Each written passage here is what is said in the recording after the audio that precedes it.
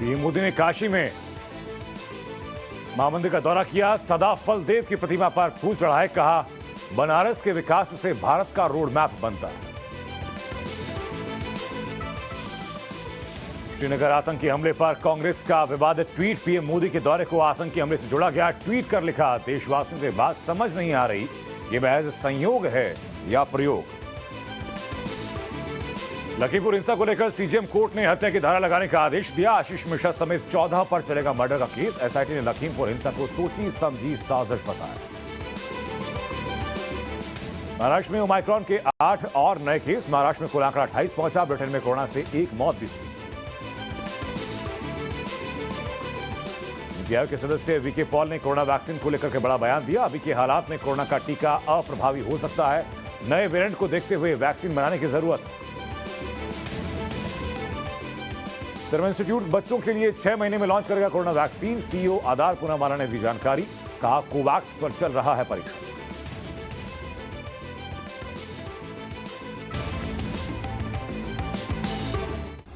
In association with Aqualite Footwear, comfort दिखता है Aqualite।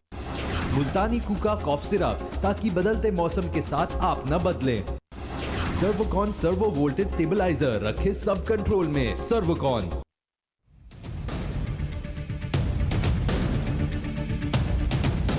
नमस्कार, न्यूज की पाठशाला में स्वागत है आपका और मैं हूं आपके साथ अनंत त्यागी।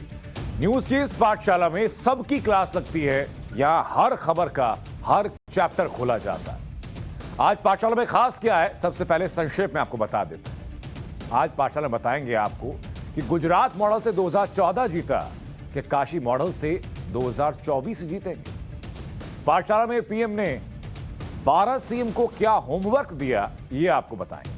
आपको बताएंगे कि नए वेरिएंट को हल्के में लेने वालों के लिए कौन सी जरूरी क्लास है और जरूरी क्लास में क्या क्या अहम बिंदु हैं जो आपके लिए जानने जरूरी हैं। 1 से 18 के उम्र के लोगों को संक्रमित करने वाले ओमाइक्रॉन का चैप्टर सबसे पहले हम शुरू करते हैं आज की पाठशाला में। और सबसे पहले पॉलिटिकल साइंस की क्लास की बात करेंगे।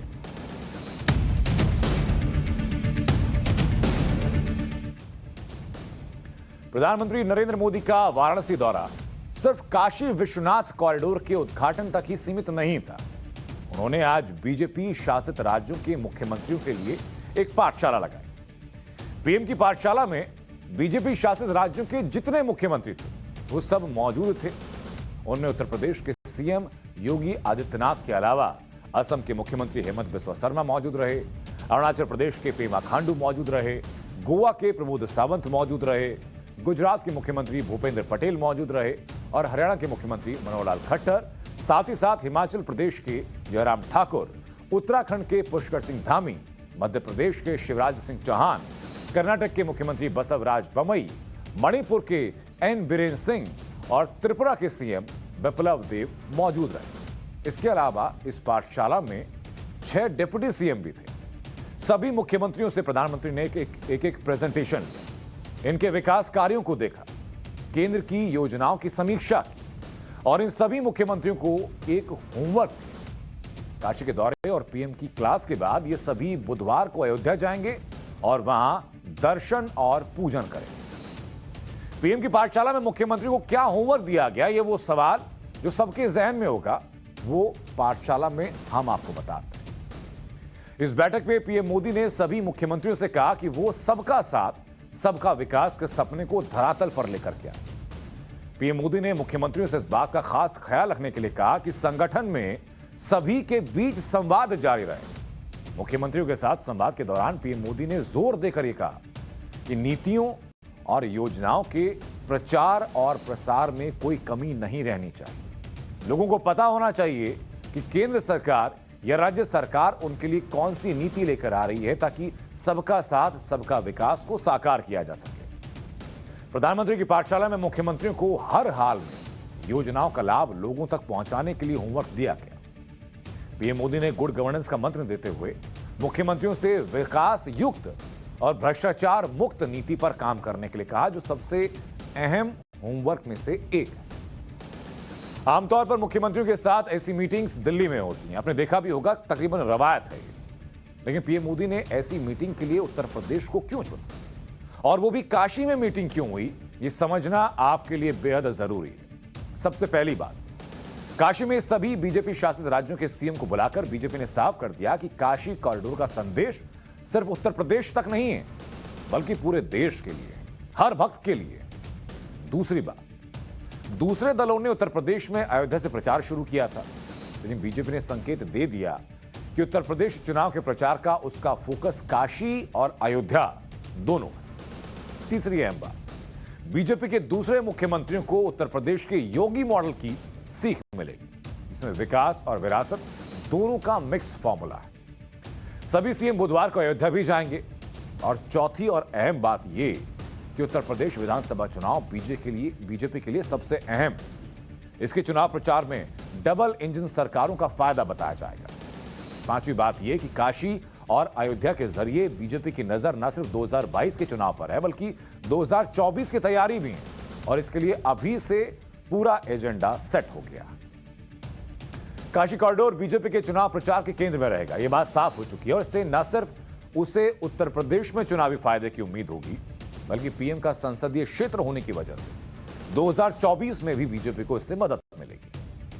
काशी कॉरिडोर उसी तरह चुनावी मॉडल बनेगा जैसे कि आपको याद होगा कि गुजरात मॉडल को चुनावी मॉडल बनाया गया था, खासतौर पर 2014, क्योंकि सिर्फ काशी विश्वनाथ मंदिर परिसर का ही विकास नहीं हुआ है, बल्कि पूरे वाराणसी का विकास किया गया है।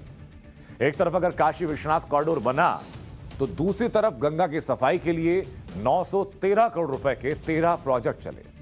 गंगा में क्रूज की सुविधा दी गई, गंगा में 200 बोट सीएनजी ऑपरेटेड दी गई, वाराणसी में सीवेज सिस्टम को अपग्रेड किया गया, दीनापुर में 14 करोड़ लीटर प्रतिदिन की क्षमता वाला सीवेज ट्रीटमेंट प्लांट दिया गया, करीब 8,000 करोड़ रुपए से सड़कों का निर्माण हुआ और सड़कों का चौड़ीकरण किया गया।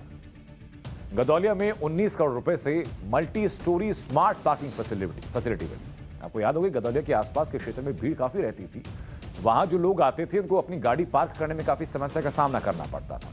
पहले की सरकारों में सड़क पर गाड़ी पार्क की जाती थी तो फिर पैदल चलने वालों के लिए जगह नहीं बचती थी, घंटों का ट्रैफिक जाम लगता था। इसी के लिए multi storey smart parking facility बनाई गई, आधुनिक रुद्राक्ष कन्वेंशन सेंटर बनाया गया। वाराणसी और गाजीपुर रोड पर 3 लेन का एक फ्लाईओवर की बात कही, 432 करोड़ की लागत से काशी को तार मुक्त किया गया। काशी के बारे में एक बात बहुत प्रचलित थी, परसेप्शन बहुत प्रचलित था कि काशी की गलियों में गंदगी और गलियों के ऊपर आपको तार का जाल मिलेगा, लेकिन उस परसेप्शन को तोड़ा और एक बेहतर, सुंदर, विकसित काशी का सृजन किया गया। 720 लोकेशन पर 3000 सर्विलांस कैमरा लगाए गए, 139 करोड़ की लागत से स्मार्ट स्कूल और स्किल डेवलपमेंट सेंटर बनाए गए। बीएचयू अस्पताल में 100 बेड का एक नया विंग बनाया गया। यानी काशी के सर्वांगीण विकास पर ध्यान दिया गया। सिर्फ काशी विश्वनाथ कॉरिडोर तक ही विकास की योजनाएं सीमित नहीं रही, और यही वजह है कि आज प्रधानमंत्री नरेंद्र मोदी ने बनारस मॉडल का जिक्र किया, कहा कि यही भारत के विकास का रोड मैप है। आज जब हम बनारस के विकास की बात करते हैं, तो इससे पूरे भारत के विकास का रोड मैप भी बन जाता है। आज जब देश विदेश से लोग आते हैं, तो एयरपोर्ट से निकलते ही उन्हें सब बदला बदला लगता है। एयरपोर्ट से सीधे शहर तक आने में अब उतनी देर नहीं लगती। रिंग रोड का काम भी काशी ने रिकॉर्ड समय में पूरा किया है। बड़े वाहन और बाहर की गाड़ियां और बाहर ही निकल जाती है।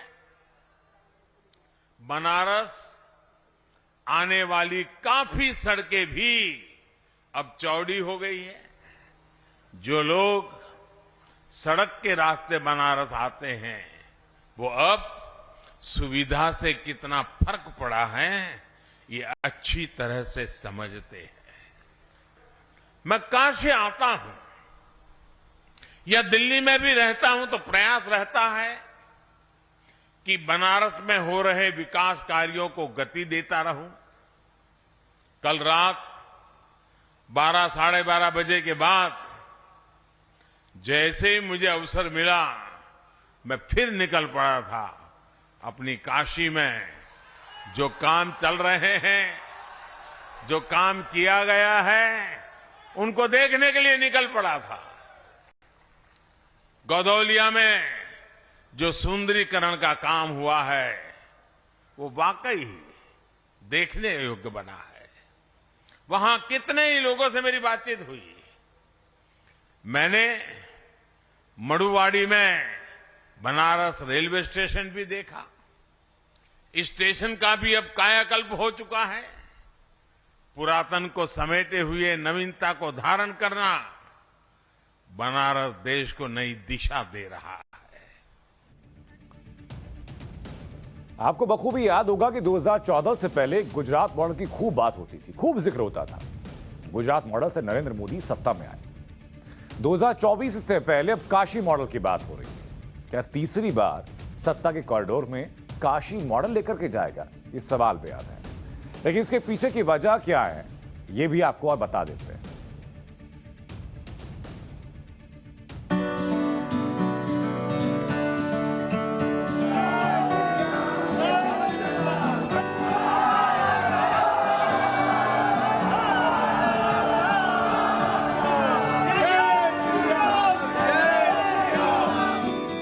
बात काशी की हो तो प्रधानमंत्री मोदी चैन की नींद कैसे सो सकते हैं? बात उनके संसदीय क्षेत्र की हो तो पीएम मोदी कोई कसर कैसे छोड़ सकते हैं?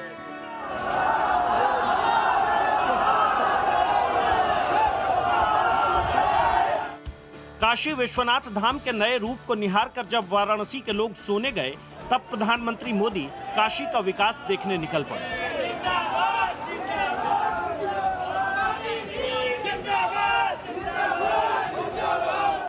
काशी विश्वनाथ धाम का काम तो पूरा हो गया, लेकिन पीएम मोदी को लगा कि कुछ होमवर्क अभी बाकी है। इसलिए वो यूपी के सीएम को संग लेकर काशी की गलियों में निकल पड़े।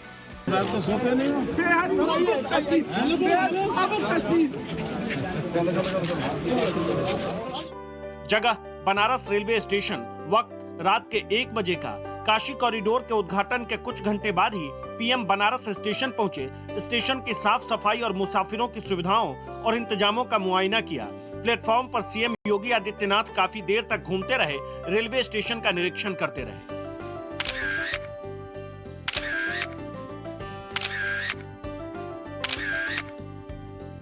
इसके बाद पीएम ने अपने सोशल मीडिया पर तस्वीर शेयर करते हुए लिखा, अगला पड़ाव बनारस स्टेशन। हम रेल संपर्क बढ़ाने के साथ साथ स्वच्छ, आधुनिक और यात्री अनुकूल रेलवे स्टेशनों को सुनिश्चित करने के लिए काम कर रहे हैं। दरअसल वाराणसी का मड़ुवाडीह रेलवे स्टेशन, जो अब बनारस स्टेशन के नाम से जाना जाता है, इसे पूरी तरह बदल दिया गया है। स्टेशन विश्व स्तरीय सुविधाओं से लैस है। बनारस स्टेशन को आधुनिक बनाने के लिए 568 करोड़ खर्च किए गए। यात्रियों के लिए traveller lounge, VVIP traveller lounge, lift और एस्केलेटर, प्लेटफॉर्म पर रेस्टोरेंट बनाए गए। इसके साथ ही स्वच्छता और सौंदर्य का खास ख्याल रखा गया। बनारस बदल रहा है और इस बदलाव की एक खूबसूरत तस्वीर मेरे पीछे है। ये बनारस रेलवे स्टेशन है।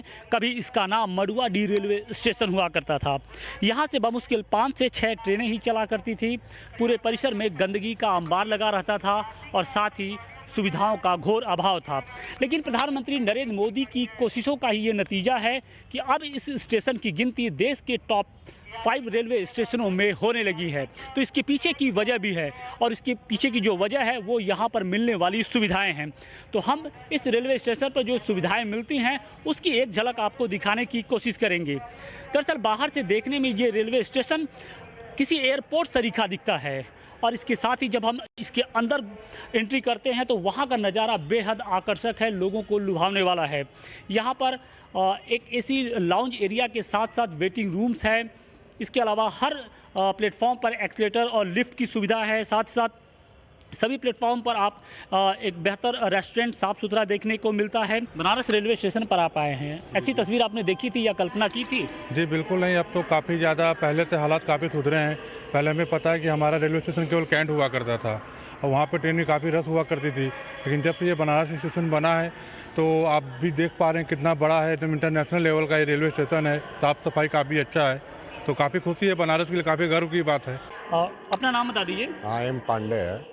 एम पांडे जी, ये बताइए कि आप पहले भी यहाँ पर आते रहे होंगे, अब भी लगातार आ रहे हैं, क्या कुछ बदलाव देखने को मिल रहा है? यहाँ पे बहुत परिवर्तन हुआ है। यहाँ पहले जो सामने आप देख रहे हैं ये पूरा कूड़ा था और गड्ढा था। इसके बाद माननीय मनोज सिन्हा जी जब रेल मंत्री हुए थे उस वक्त से यहाँ बहुत परिवर्तन हुआ। आज ये टर्मिनल बन गया है। ये माननीय प्रधानमंत्री मोदी जी और उत्तर प्रदेश के मुख्यमंत्री श्री योगी जी और पूर्व रेल मंत्री माननीय मनोज सिन्हा जी की कृपा से आज ये देख रहे हैं जो बनारस का ये स्टेशन हुआ है, सौंदर्यीकरण हुआ है। ये पहले पूरा गड्ढा था, यहाँ पे सुअर बाड़ा था। आज के डेट में जो है ये आप खुद देख रहे हैं कि कैसा ये दिख रहा है। यहाँ लोग टहलने के ध्येय से आते हैं, घूमने के ध्येय से आते हैं और यहाँ की खूबसूरती देखने के ध्येय से आते हैं। यात्री सुविधाओं में कितना विकास हुआ है? अब यात्री सुविधाओं में तो पहले से जब स्टेशन का विकास हुआ तो सुविधा का विकास होगा ही, मेन ये है। तो पहले कितनी ट्रेनें चला करती थी, अब कितनी ट्रेनें हैं, सुविधाएं कौन कौन सी बढ़ी हैं? ट्रेनों की सुविधाएं बढ़ी हुई है, ट्रेन की भी सुविधाएं बढ़ी हुई है और यहाँ रहने ठहरने और जो बाहरी लोग आते हैं उनको रहने की व्यवस्था बनी हुई है। आधी रात को बनारस भ्रमण के दौरान पीएम मोदी जनता जनार्दन से भी मिले, अपने क्षेत्र के लोगों का हाल जाना, उनसे बातचीत की।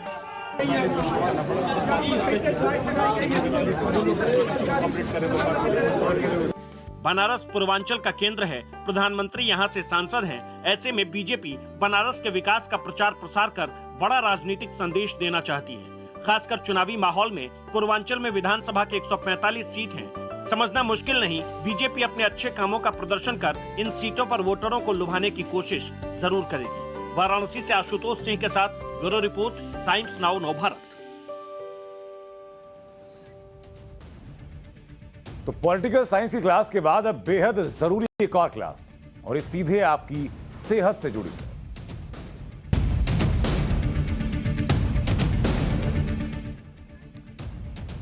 ओमाइक्रॉन का खतरा देश में बढ़ता जा रहा है। दिल्ली और राजस्थान में 4 नए केस आए, महाराष्ट्र में 8 नए केस आ चुके, जिसमें से 7 सिर्फ मुंबई में।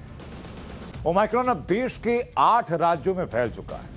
ओमाइक्रॉन के कुल 61 केस हो चुके हैं। अब दिखाते हैं आपको किस राज्य में कितने केस हो चुके हैं, राज्यवार तरीके से दिखाते हैं। दिल्ली में ओमाइक्रॉन के अब तक 6 केस कुल दर्ज कर लिए गए। दिल्ली की बात करते हैं महाराष्ट्र की। महाराष्ट्र में 28 केस दर्ज किए हैं, जिनमें से ज्यादातर केस मुंबई में। गुजरात में अभी तक 4 केस दर्ज किए गए हैं। राजस्थान की बात करते हैं। राजस्थान में कुल 17 केसों का आंकड़ा पहुंच चुका है। राजस्थान के बाद कर्नाटक में कुल 3 केस ओमाइक्रॉन के अभी दर्ज किए गए हैं। इसके अलावा केरल की बात करते हैं तो केरल में फिलहाल 1 केस मिला है। केरल हो, आंध्र प्रदेश हो या चंडीगढ़, इन तीनों जगह एक नया केस मिलाया गया। और आज की तारीख में ओमाइक्रॉन के देश में कुल केस बढ़कर के 61 केस हो चुके हैं। ओमाइक्रॉन के खतरे के बीच आज कोविड टास्क फोर्स के चीफ वीके पॉल ने बहुत बड़ी बात कही। वीके पॉल ने कहा कि ऐसी स्थिति भी बन सकती है जिसमें हमारी वैक्सीन नए वेरिएंट के खिलाफ बेअसर हो जाए, और ऐसी स्थिति में हमें पुरानी वैक्सीन के प्लेटफॉर्म पर नए वेरिएंट के हिसाब से वैक्सीन बनानी होगी। सुनाते हैं आपको। What worries is the fact that there is a potential scenario that our vaccines may become ineffective in emerging situation. In the wake of the last 3 weeks of living with Omicron, we have seen how such doubts have come up. Some of them may be genuine. We still don't have the final picture. And that worries us. And therefore, there is a need for us, and I think that's a scientific underpinning for which there must be attention and resources and focus, that we have to be sure about having vaccine platforms that are adaptable quickly. The possibility that we need to tweak for us to remain in the game, so to say, with changing nature of the variants, remains valid. Omicron के सामने vaccine की 2 dose बेअसर साबित हो रही। Oxford university की एक study में बताया गया कि एस्ट्राजेनेका और फाइजर दोनों की वैक्सीन के 2 डोज ओमाइक्रॉन के सामने बेअसर। इजराइल में एक स्टडी की गई और इजराइल की उस स्टडी में बताया गया कि फाइजर वैक्सीन की 2 डोज भी ओमाइक्रॉन के संक्रमण को रोक पाने में पूरी तरीके से सक्षम नहीं। दक्षिण अफ्रीका, स्वीडन, जर्मनी, इन देशों में अलग अलग स्टडी की गई और उस स्टडी में बताया गया कि ओमाइक्रॉन के सामने वैक्सीन की 2 डोज बेअसर होने की पूरी संभावना है। अब ओमाइक्रॉन के सामने वैक्सीन क्यों बेअसर हो रही है, इसे समझना बेहद जरूरी है। इसका सबसे बड़ा कारण है इस वेरिएंट में 50 म्यूटेशन में से 32 म्यूटेशन स्पाइक प्रोटीन में हुए हैं, जिससे वायरस हमारी सेल्स में एंट्री करता है। ज्यादातर कोरोना वैक्सीन वायरस के स्पाइक प्रोटीन को टारगेट करके बनाई गई हैं, लेकिन अब वायरस के स्पाइक प्रोटीन में म्यूटेशन की वजह से वैक्सीन का प्रभाव कम हो रहा है और इसी वजह से वैक्सीन से वायरस के खिलाफ जो एंटीबॉडी बन रही थी उसमें 40 गुना तक कमी आ रही है। लेकिन लोग एक बात नहीं समझ रहे हैं कि ओमाइक्रॉन का खतरा जो है वो कितना बड़ा खतरा है। कई धारणाएं बन चुकी हैं, कई धारणाएं ऐसी हैं कि कोरोना का ये वेरिएंट कमजोर है, इससे कोई गंभीर संक्रमण नहीं हो रहा है, अगर संक्रमण होता है तो बहुत मामूली लक्षण होते हैं, जैसे बदन दर्द होता है, थकावट होता है, सिर दर्द होता है और ये लक्षण बहुत जल्दी ठीक हो जाते हैं। ये धारणाएं जो बनी, इसलिए लगातार सावधान करने के बावजूद भी लोग इसे हल्के में ले रहे हैं। भारत में मास्क पहनना लोगों का बहुत कम हो चुका है। आप बाजार में जाइए, आपको बहुत कम लोग ऐसे मिलेंगे जो कि पूरी तरह ठीक तरीके से जिन्होंने मास्क पहना हो। लेकिन आज आप तमाम लोगों को ये जान लेना चाहिए कि ओमाइक्रॉन के संक्रमण से दुनिया में पहली मौत हो चुकी है और ये मौत हुई है ब्रिटेन में। अभी तक ये कहा जा रहा था कि ये वेरिएंट जो है कोरोना का ओमाइक्रॉन वो जानलेवा नहीं, वो फैलता तेजी से है लेकिन गंभीर हालात नहीं करता है। लेकिन ब्रिटेन में हुई ये पहली मौत इस बात की तस्दीक करती है कि ये वेरिएंट जानलेवा भी है। और हालात ये तब बने जब ब्रिटेन में ओमाइक्रॉन से बचने के लिए बूस्टर डोज लगवाने की भगदड़ मची हुई है। अगर इसके बाद भी हम सबकी आंखें नहीं खोलें तो फिर खतरे को हम खुद बुलावा देंगे और आप और हम सब जिम्मेदार होंगे। और ये वो खतरा होगा जिससे फिलहाल अगर हम सावधानी बरतें, एहतियात बरतें, प्रोटोकॉल बरतें, दोनों वैक्सीन की डोज लें तो इस खतरे को टाल सकते हैं, खुद को और खुद के परिवार को हम सुरक्षित रख सकते हैं। ब्रिटेन में ओमाइक्रॉन से पहली मौत हो चुकी है, ये बात चौंकाने वाली है और चिंतनीय है और वार्निंग की तरह इसको लीजिए। ओमाइक्रॉन वेरिएंट के मिलने के बाद पहली बार किसी देश ने इस वेरिएंट की वजह से हुई मौत को कंफर्म कर दिया है। ये दुनिया में ओमाइक्रॉन वेरिएंट से हुई पहली मौत है। ब्रिटेन ने इस मरीज के बारे में ज्यादा जानकारी हालांकि साझा नहीं की, लेकिन मरीज को वैक्सीन लगी थी या नहीं लगी थी ये साफ नहीं किया गया। मरीज को कोई हेल्थ इश्यू था या नहीं था ये भी साफ नहीं किया गया। लेकिन इस मौत से ठीक पहले ओमाइक्रॉन के 10 मरीज ब्रिटेन में अस्पतालों में भर्ती हुए थे। इन मरीजों की उम्र 18 साल से 85 साल के बीच थी और सभी को वैक्सीन की डोज लग चुकी थी। ये आंकड़े हैं जिनको आपको याद रखना, समझना, इन पर गौर फरमाना बेहद जरूरी है। अब आपको कुछ आंकड़े बताते हैं ओमाइक्रॉन केस को लेकर ही कि ब्रिटेन में ओमाइक्रॉन के केसेस कब कब मिले हैं, उन केसेस का क्या हुआ है, उन केसेस के लक्षण क्या थे और अंततः उन केसेस का अब क्या परिणाम हो रहा है। ये सबसे पहले आपको जानना जरूरी है। सबसे पहले हम लोग ब्रिटेन की बात ही कर लेते हैं क्योंकि जो पहली मौत ओमाइक्रॉन वेरिएंट से कंफर्म की गई वो ब्रिटेन ने कंफर्म की है। बहुत साफ नहीं किया लेकिन जो कुछ आंकड़े जो अवेलेबल हैं उनकी हम लोग बात कर लेते हैं। ब्रिटेन में पहला केस ओमाइक्रॉन का कब मिला? वो मिला 27 नवंबर को। ये तारीखें मैं नोट करता जा रहा हूं। 27 नवंबर को मिला ब्रिटेन में पहला केस। उसके बाद कितनी तेजी से फैला इस तारीख को याद करके आप आगे हिसाब लगाते जाइएगा। लंदन की बात सिर्फ करते हैं तो लंदन में अब कुल मिलाकर के 44% से ज्यादा केस हैं। जो कुल केसेस हैं उसमें लंदन में 44% केस है, जो कि कहा जाता है कि बहुत बेहतर शहर है, डेवलप्ड शहर है। पूरे ब्रिटेन में ओमाइक्रॉन के कुल मिलाकर के अगर यहां बात करते हैं तो ब्रिटेन में ही सिर्फ 20% केस हैं ओमाइक्रॉन के। ये बात चौंकाने वाली है क्योंकि पहला केस जो ब्रिटेन में मिला था वो मिला था 27 नवंबर को और आज की तारीख में ब्रिटेन में 20% केस ओमाइक्रॉन के सिर्फ ब्रिटेन में मिल रहे हैं। ब्रिटेन में ओमाइक्रॉन के अभी कुल केस कितने हैं ये आपको जानना जरूरी है। कुल केस कितने हैं क्योंकि उसके बाद का जो आंकड़ा बताऊंगा वो आपके लिए बेहद चौंकाने वाला होगा। आज की तारीख में आप ये मानकर चलिए कि ब्रिटेन के अंदर जो कुल केस हैं मोटे मोटे तौर पर ये सिर्फ ओमाइक्रॉन के देखिएगा, ये कुल कोविड केस की बात नहीं हो रही है, ये सिर्फ ओमाइक्रॉन की बात हो रही है। यहां पर 4713 केस मौजूदा वक्त में ब्रिटेन के अंदर ओमाइक्रॉन के हैं। लेकिन स्टडी जो आई वो स्टडी क्या कहती कि ब्रिटेन में अगर यही हालात रहे, लोग इसी तरीके से लापरवाही जो बढ़ती जा रही है कुछ हिस्सों में वैसा रहा और इसी रफ्तार से बढ़ता रहा तो ब्रिटेन में प्रतिदिन जो बढ़ेंगे, ये आंकड़ा आप ध्यान से देखिएगा कि अभी तक जो कुल केस हैं ब्रिटेन में वो 4713 हैं, लेकिन अगर यही रफ्तार रही तो 2 लाख केस प्रतिदिन ब्रिटेन में सामने आने शुरू हो जाएंगे। ये आंकड़ा चेताने वाला है।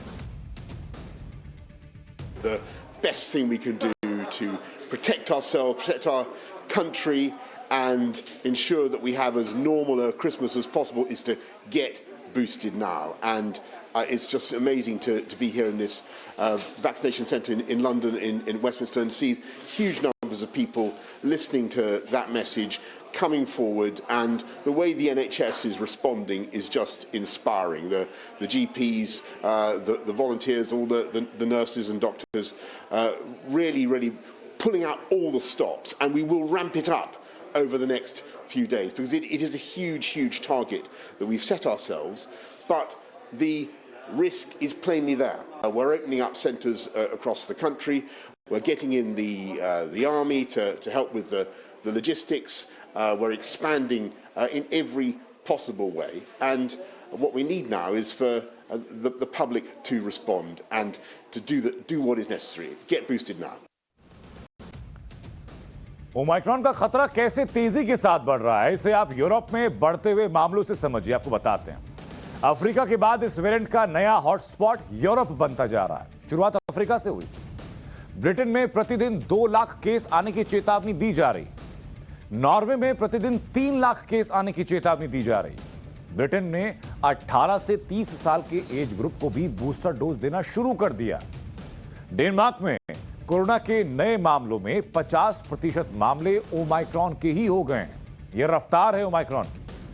ओमाइक्रॉन को लेकर के दुनिया भर की हेल्थ एजेंसीज चेतावनी दे रही हैं। वो कह रही हैं, वो साफ बता रही हैं, और खासतौर पर European centre for disease prevention and control ने साफ कर दिया कि मार्च 2022 तक यूरोप में ओमाइक्रॉन सबसे पावरफुल वेरिएंट हो जाएगा। WHO ने कहा कि आने वाले दिनों में ओमाइक्रॉन डेल्टा को पीछे छोड़ देगा। सबसे ज्यादा केस ओमाइक्रॉन के होंगे। जैसे जैसे केस बढ़ेंगे वैसे वैसे अस्पतालों में मरीजों की संख्या बढ़ेगी। मौत का आंकड़ा भी बढ़ सकता है। संभावना से इनकार आप नहीं कर सकते हैं। ब्रिटेन में ओमाइक्रॉन के खतरे के बीच बूस्टर डोज लेने के लिए मारामारी इस वक्त मची हुई है। ब्रिटेन में 44 लाख लोगों ने बूस्टर डोज के लिए स्लॉट बुक किए, लेकिन 5,45,000 को ही फिलहाल बूस्टर डोज मिल पाया। जिस वेबसाइट के जरिए बूस्टर डोज का स्लॉट बुक होता है वो क्रैश हो चुकी है। जहां बूस्टर डोज लग रही है वहां लंबी लाइनें लगी हुई हैं। वैक्सीन सेंटर के बाहर लोग 5-5, 6-6 घंटे इंतजार कर रहे हैं। वैक्सीनेशन सेंटर खुलता है 8 बजे, लोग 6 बजे से लाइन में लग जा रहे हैं। ब्रिटेन में रोजाना औसत 4 लाख से ज्यादा बूस्टर डोज लगाई जा रही। अब आप समझिए कि हालात कितने बेकाबू होने की संभावना भारत में भी है। ओमाइक्रॉन का भारत में कितना खतरा है? क्या ओमाइक्रॉन से तीसरी लहर आ सकती है?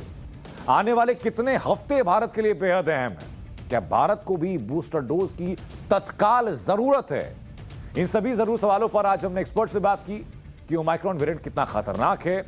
इसी मुद्दे पर हमने डॉक्टर नरेश त्रेहान से बात की। आपको दिखाते हैं और सुनवाते हैं कि उन्होंने क्या कहा। इस वक्त डॉक्टर नरेश त्रेहान हमारे साथ जुड़ चुके हैं। सर, बहुत बहुत स्वागत है आपका टाइम्स नाउ नवभारत पर। सबसे पहले मैं जानना चाहूंगा सर कि अब तक ओमाइक्रॉन के बारे में कहा जा रहा था कि ये जानलेवा नहीं है और इसमें जो लक्षण सामने आते हैं वो बहुत माइनर, बहुत सामान्य लक्षण सामने आते हैं, लेकिन आज रिपोर्ट किया गया कि यूके में ओमाइक्रॉन के चलते पहली डेथ हुई है। कैसे आप देख रहे हैं इस चीज को? दोनों बातें फिलहाल विरोधाभासी नजर आ रही हैं। आज के हमें ये नहीं कि ये असली रूप क्या धारा करेगा इसकी, क्योंकि अभी तो ये डिस्कवरी हुई है साउथ अफ्रीका में और इससे ये अब तक ये पता लगा है कि नंबर जो है उनके वो डबल हो रहे हैं हर हफ्ते। तो आज वो तकरीबन 40-50 हज़ार तक पहुंच गए हैं उनके नंबर्स के, इतनी जल्दी ये स्प्रेड हो रहा है। दूसरी बात ये जाहिर हुई है कि जहां यूके में आज के दिन 5,000 केसेस रिपोर्ट किए गए हैं और 250 से ज्यादा पेशेंट्स को हॉस्पिटलाइजेशन हुई है, इसका मतलब कि ये नहीं है कि सारे लोग जिनको इन्फेक्शन होगी वो बिल्कुल माइल्डली रहेंगे। हॉस्पिटलाइजेशन की जरूरत और एक डेथ हो चुकी है, इसका मतलब कि अभी हमें बहुत ही सीरियसली सावधान रहना है, हमें सतर्क रहना है इस बात से कि इस वायरस की जो वेरिएंट है अब ये, इसका हमें पूरा रूप नहीं पता है। हम सिर्फ अभी भी कुछ अनुमान लगा रहे हैं कि कितना भयंकर है, पर ये जरूर जाहिर हो गया कि ये फैलता बहुत जल्दी है। जैसे जो आरओ फैक्टर था पहले, जो अल्फा वेव आई, जो पहली वेव थी, उसमें 2.5 था कि मतलब एक जो शख्स होगा उसको इन्फेक्शन होगी वो 2.5 से 3 लोगों को इन्फेक्ट करेगा। जो दूसरी वेव आई जिसमें डेल्टा वायरस की रिस्पॉन्सिबिलिटी थी, उसमें हमने देखा कि इट वाज 6.5, मतलब एक शख्स को होगा तो 6 से 7 लोगों को इन्फेक्ट करेगी। अब अनुमान लगाया जा रहा है कि इसका उससे भी डबल है, कहीं 12 से 18, 20 तक भी हो सकता है। तो इसीलिए अभी हमें ये ध्यान रखना है कि इसको बिल्कुल सतर्क तरीके से और बहुत ही स्ट्रिक्टनेस से इसको हमें ट्रैक करना है हिंदुस्तान में। ये हमें पता है आज तक कि इसमें सावधानी बहुत जरूरी है। जी, इसमें 2 बातें मैं और जानना चाहूंगा सर कि तो ये बात फिलहाल क्लियर हो जाती है कि जो अभी तक की थ्योरी थी कि जानलेवा साबित नहीं हो सकती, ये एक तरीके से प्रीमैच्योर थ्योरी थी, इस मामले में और इन्वेस्टिगेशन की जरूरत है, ये बात साफ होती है अगर मृत्यु होती है तो। और दूसरी बात है कि भारत में जो आपने फैलने की बात की, भारत में लगातार फैल रहा है। आज महाराष्ट्र में 8 नए केसेस रिपोर्ट किए गए और उन 8 में से किसी भी केस की कोई ट्रैवल हिस्ट्री नहीं थी। तो ये तो चिंताजनक है। इसी हमारा ये अनुमान है कि ये ऑलरेडी हिंदुस्तान में पहुंच गया है और क्योंकि हमारे पास टेस्टिंग फैसिलिटीज नहीं थी और कि हर एक को हम भेजते नहीं थे जीनोमिक सीक्वेंसिंग के लिए, तो पता ही नहीं था कि ये यहाँ है कि नहीं है।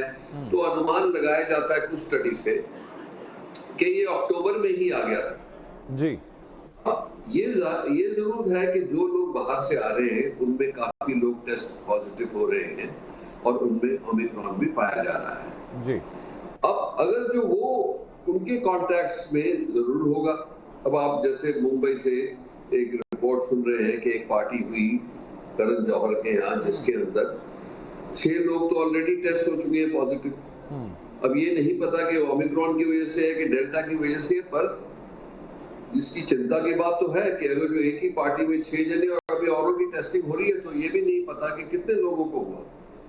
पर अगर जो ये हमारे सामने एक इंडिकेशन है जी कि ऐसे जल्दी फैल सकता है और इसकी जो पावर ऑफ स्प्रेडिंग इतनी हाई है और ये नहीं पता कि कितना भयंकर होगा, इसकी इन्फेक्टिविटी कितनी स्ट्रांग है, इसीलिए हमें ये देखना है कि एक जो भी हम कर सकते हैं इसको कंटेन करने के लिए ये 4-6 हफ्ते की एफर्ट हम सबको हिंदुस्तानियों को करनी है इकट्ठे मिलके जी। और वो एफर्ट एक ही है कि मास्किंग करें और सोशल डिस्टेंसिंग करें, हैंड हाइजीन भी उसके साथ। तो अगर जो हम ये सावधानी रखते हैं तो आज के दिन हम इकट्ठे मिलके इसको अभी भी कंट्रोल में ला सकते हैं। ये इंपॉर्टेंट बात आपने कही सर, जो टाइम कैप आपने बताया कि 4 से 6 हफ्ते ज्यादा महत्वपूर्ण है। लेकिन इसी बीच में एक चीज और जानना चाहूंगा सर, डॉक्टर वीके पॉल ने ये कहा कि संभावना है कि ओमाइक्रॉन के लिए जो वैक्सीन है वो बेअसर साबित हो। ये आम लोगों के लिए चिंता की बात है। हाँ बिल्कुल, बट ये भी है कि जिन लोगों को ये डेटा जो आ रहा है अफ्रीका से और यूके से, उसके अंदर ये भी जाहिर हो रहा है कि जिन लोगों को 2 डोज लग चुके हैं या उनको पहले कोविड हो चुका है और भी वैक्सीन भी लगी है, तो उनके अंदर इन्फेक्शन रेट्स बहुत कम है। तो ये है कि कुछ प्रोटेक्शन तो है। तो इसीलिए आज के दिन अगर जो लोग प्रोटेक्शन चाहते हैं जी, उनको अपने 2 डोज कंप्लीट कर लेने चाहिए इमीडिएटली। इसमें कोई हिचकिचाहट नहीं होनी चाहिए कि आपको ये शंका है कि इससे कोई मुझे साइड इफेक्ट ना हो जाए। आज 125 करोड़ से ज्यादा डोसेस लग चुके हैं। बिल्कुल। आज के दिन भी कोई बहुत सीरियस साइड इफेक्ट नहीं रिपोर्ट हुआ है। तो अगर जो ऐसा है जो आंकड़े बता रहे हैं, तो हमें बहुत ही जरूरी है कि इसमें सावधानी से हमें अपने जिन लोगों ने नहीं लगवाए उनको भी बताएं जी कि आपको लगवाना चाहिए, क्योंकि उनकी अपनी प्रोटेक्शन में नहीं है तो आपकी उनकी फैमिली और अपनी कम्युनिटी की प्रोटेक्शन है। बिल्कुल। तो इसीलिए ये आज के दिन ये मुद्दा फिर से जागा है कि ये सीरियस मामला है, इसके लिए वैक्सीनेशन कराना चाहिए जी। और दूसरा जो चीज पे हमें बहुत विचार करना है और हो भी रहा है, वो बूस्टर शॉट के ऊपर जी। जैसे अमेरिका ने, यूके ने, यूरोप ने तो शुरू कर दिया है बूस्टर शॉट, और इसके मद्देनजर कर रखते हुए कि ये ऑलरेडी ओमिक्रॉन और भी ज्यादा फैल सकता है, तो लोगों ने और भी इंटेंसिफाई कर दी है जी। जैसे यूएसए ने तो अनाउंस कर दिया हाँ कि 31 दिसंबर तक सबको मिल जाएगा। यूके ने भी ऐसा ही कहा है। फ्रांस में भी अभी खबर आई है कि वो उन्होंने भी बूस्टर शॉट शुरू कर दिया है और बोला कि इमीडिएटली लोग आना शुरू करें। तो ये चीजें हमें भी सोचनी है कि बूस्टर शॉट की क्या जरूरत है और हमारे पास कितनी वैक्सीन है और किस सीक्वेंस में हम बूस्टर शॉट लगाएं, जब एक बार साइंटिफिक कम्युनिटी डिसाइड कर लेती है कि बूस्टर शॉट से फायदा होगा। जी सर, जैसा कि आपने यूके और फ्रांस का उदाहरण दिया कि वहां पर बूस्टर शॉट की बात हो रही है, लोगों के लिए शुरू कर दिया गया है, लेकिन भारत में मेरी जानकारी में अभी कोई ऐसी पॉलिसी है नहीं जो बढ़ावा दे रही बूस्टर शॉट को लेकर के। तो क्या हम लोग अभी रिसर्च का वेट कर रहे हैं या फिर अभी पिछड़ रहे हैं इस मामले में? देखो, इसमें 3 पहलू। एक पहलू ये है कि जैसे आपने कहा कि साइंटिफिक कम्युनिटी में चर्चा हो रही है, उसकी मीटिंग्स हो रही हैं और हो सकता है कि आने वाले कुछ दिनों में कोई उसमें डिसीजन होगा।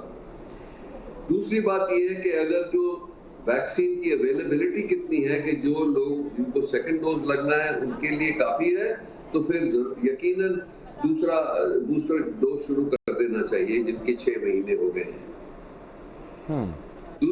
तीसरी बात यह है कि अगर जो कौन सा बूस्टर डोज दिया जाए, इसके ऊपर भी कुछ रिसर्च की जरूरत है, क्योंकि आप देखेंगे जो यूके ने क्या किया कि जिन लोगों को कोविशील्ड मिली है उनको तीसरा डोज कोविशील्ड नहीं रेकमेंड कर रहे, क्योंकि उसमें कुछ शंका है कि थ्रोम्बोसिस वगैरह ना हो जाए जी। तो उसके लिए मिक्स कर रहे हैं वो फिर फाइजर और मॉडर्ना को। हमारे पास ना फाइजर है ना मॉडर्ना है, तो हमारे पास सिर्फ कोवैक्सीन है जो जिसके डोसेज अवेलेबल हैं। तो हमें मिक्स करना है कोवैक्सीन से, जिनको कोविशील्ड लगी है उनको कोवैक्सीन देनी है, जिनको कोवैक्सीन लगी है उनको कोविशील्ड देनी है।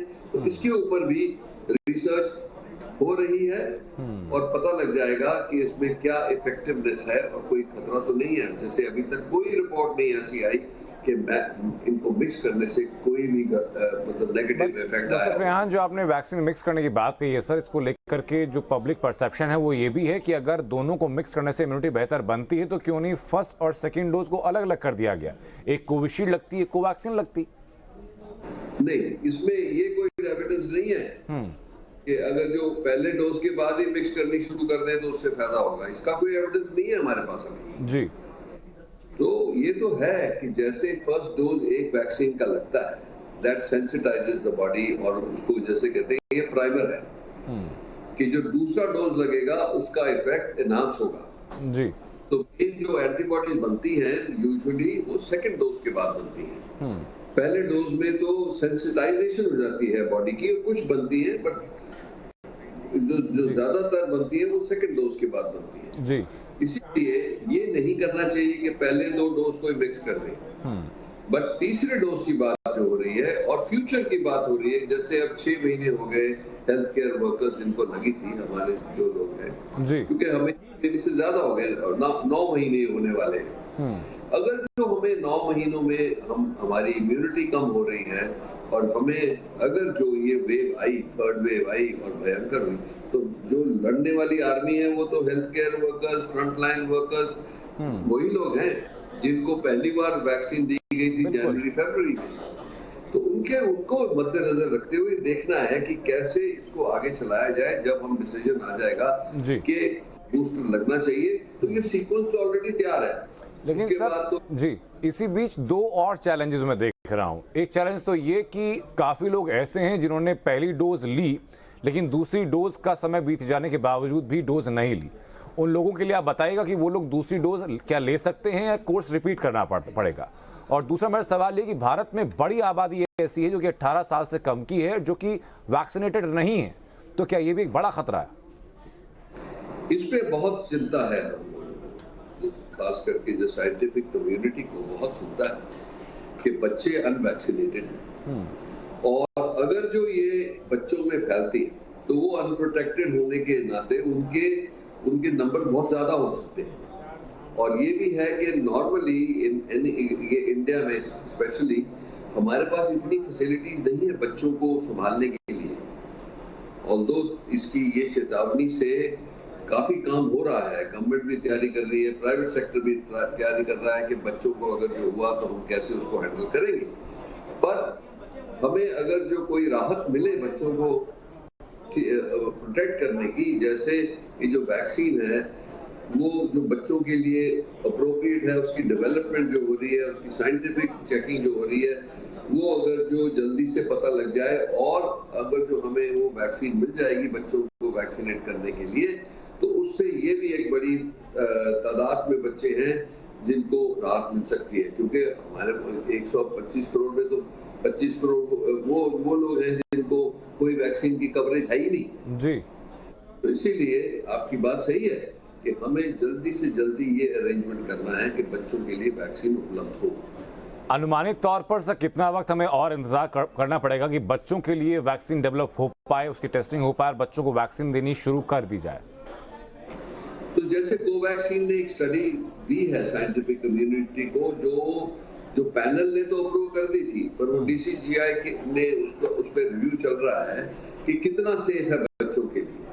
क्योंकि अगर जो बच्चों को कोई रिएक्शन नहीं होना चाहिए, इसीलिए उस स्टडी को अच्छी तरह से देखा जा रहा है और फॉलो अप भी किया जा रहा है बच्चों को कि उसमें कोई एडवर्स, जो स्टडी में थे बच्चे उनमें एडवर्स इफेक्ट तो नहीं हुआ जी। तो ये एक उम्मीद है कि आने वाले हफ्ते 2 हफ्ते में उसके ऊपर निर्णय आए कि ये सेफ है कि नहीं है। अगर जो सेफ है तो उससे बच्चों को काफी प्रोटेक्शन मिलेगा जी। एक और चीज मैं जानना चाहूंगा सर कि यूके के कुछ एक्सपर्ट्स हैं, उनकी थ्योरी ये है कि यूके में हालत ये बढ़ सकती है कि रोजाना 2 लाख के आसपास केसेस आए। डेनमार्क के लिए भी एक ऐसी थ्योरी बताई जा रही है कि हो सकता है कि 1 लाख के आसपास रोजाना केसेस आए। और आपने भी ये कहा कि इस वेरिएंट की फैलने जो रफ्तार है वो बहुत तेज है, डेल्टा के मुकाबले कई ज्यादा तेजी के साथ ये फैलता है। तो क्या भारत को लेकर भी ऐसा कोई अनुमान है? यही तो सबसे बड़ी चिंता तो हमें यही है कि हमारी आबादी जो है यूके से तो 25 गुना ज्यादा है। अगर जो हमें ये प्रॉब्लम आएगा तो हमारे पास तो नंबर न्यूमेरिकली तो बहुत बढ़ जाएगा। इसीलिए तो हम ये कह रहे हैं कि हमें एब्सोल्युटली तैयार और सतर्क रहना है कि अगर जो ये मुसीबत आई तो उसको हम कैसे लड़ेंगे। तो तैयारी बहुत लेवल तक गवर्नमेंट ने भी अरेंजमेंट्स किए हैं, प्राइवेट सेक्टर ने भी अरेंजमेंट किए हैं। एक चीज जो हम सब सीखे हैं सेकेंड वेव से, जिसमें 4 लाख पर डे आ रहे थे, कि सब लोगों ने मिलके, गवर्नमेंट फैसिलिटीज ने, प्राइवेट फैसिलिटीज ने, सिविल सोसाइटी ने, सब ने मिलके ये जंग लड़ी और इसमें बहुत तकलीफ आई पर फिर भी हम सरवाइव कर गए, निकल गए। तो अब तैयारी है कि अगर जो उम्मीद तो ये है कि थर्ड वेव शायद इतनी भयंकर ना आए, पर इस ओमिक्रॉन का कोई पता ही नहीं है कि कितनी इसकी ये सब गैस वर्क चल रहा है। हम आपको डेटा भी देते हैं, पर हमारे पास डेटा भी जिससे हम आपको ओपिनियन देते हैं वो डेटा अभी रोबस्ट नहीं है। यानी इस बात की संभावना सर साहब इनकार नहीं कर रहे हैं कि ओमिक्रॉन का फैलता हुआ प्रभाव थर्ड वेव में बदल सकता है? हाँ, बिल्कुल बढ़ सकता है और उसमें मुसीबत आ भी सकती है, क्योंकि इसका ये अगर जो उसका आर नॉट फैक्टर 12 से 18-20% टाइम्स है जी, तो इसका मतलब कि एक जना 20 लोगों को इन्फेक्ट करेगा। तो आप हिसाब लगा सकते हैं कि अगर जो एक पार्टी में अगर जो एक मत को भी हो तो वो 20-30-40 तो वैसे ही हो सकता है। ठीक है। तो इसी नोट पर डॉक्टर त्रिहान मैं दो चीजें और आपसे जानना चाहूंगा। पहला तो मैं चाहूंगा कि आप बच्चों के बारे में बताएं कि जो बच्चे अनवैक्सीनेटेड हैं लेकिन स्कूल खोल दिए गए हैं, क्या वो स्कूल खोला जाना सही है? और दूसरा, क्या ये एकदम सही वक्त है कि बड़े आयोजनों पर रोक लगा दी जाए ताकि तीसरी वेव को हम टाल सकें या कम कर सके उसके इम्पैक्ट को? देखो, ये है कि जो स्कूल जो है खास करके छोटे बच्चों के लिए नहीं खोले जाने चाहिए इस पीरियड में, वैसे भी छुट्टियां हैं। अभी और आने वाले 2 हफ्ते में हमें पता लग जाएगा कि इसका क्या प्रभाव पड़ रहा है और कितनी तेजी से फैल रहा है हिंदुस्तान में। कुछ तो हमें इंडिकेटर्स मिल जाएंगे जी। तो इस डिसीजन को एंड ऑफ द ईयर और बिगिनिंग ऑफ जनवरी में ही डिसीजन लेना चाहिए कि स्कूलों को खोलना है कि नहीं खोलना। ये बहुत जरूरी है जी। बिल्कुल। दूसरी बात ये जी कि जो सुपर स्प्रेडर इवेंट्स हैं, अब जैसे मैं देखेंगे कि नाइट क्लब्स हैं, नाइट पार्टीज हैं, जो अभी मैंने बताया आपको कि मुंबई से जो बॉलीवुड की एक पार्टी थी उसके अंदर काफी लोग टेस्ट पॉजिटिव हुए। ये हमें पूरा एविडेंस देता है कि अगर जो हमने नाइट क्लब्स या बड़ी पार्टीज जिसके अंदर लोग बहुत लापरवाह हैं, काफी तादाद में वो बार्स में जैसे लापरवाही तो होगी आफ्टर मतलब अल्कोहल कंजम्पशन के बाद, तो इसीलिए उनके रोकथाम लगाना या उनको रेगुलेट करना बहुत ठीक है सर। यानी एक बात साफ है कि खतरा टला नहीं है, कुछ वक्त तक कम जरूर हुआ था, लेकिन ओमाइक्रॉन जो वापसी हुई है कोविड के ओमाइक्रॉन के रूप में वो बेहद खतरनाक है, ज्यादा तेजी के साथ फैल रही है और एक्सपर्ट्स हमारे ये मान रहे हैं कि इस मामले में इस तरीके से अगर बढ़ता है ओमाइक्रॉन तो तीसरी वेव आने की संभावनाएं भी हैं। बहुत बहुत शुक्रिया डॉक्टर त्रिहान आपका हम जुड़ने के लिए और पूरी जानकारी पहुंचाने के लिए।